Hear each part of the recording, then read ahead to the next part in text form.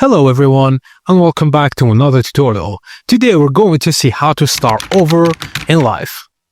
So, firstly, accept and release the past. Acknowledge what happens instead of ignoring it, and forgive yourself and others where possible. Holding on the resentment makes it harder to move forward.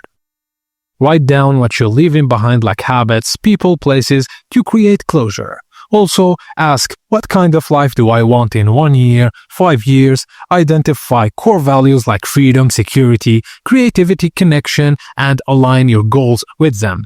Also, break it down into specific, realistic goals, new career path, relocation, healthier lifestyle, or new relationships. Now, you need to build a practical plan. In finances, you need to have a career and health, environment, so you can spend time on that rather than weeping. Also, surround yourself with support. Find mentors, coaches, or support groups. Build a positive network. Cut out toxic relationships if needed, and lean on trusted friends or family, or create new circles through hobbies, volunteering, or networking. So starting over doesn't mean erasing your past, it means building a new chapter with what you've learned. Every setback or loss can be raw material for growth if you use it as fuel for change. And that's it, guys, as simple as that.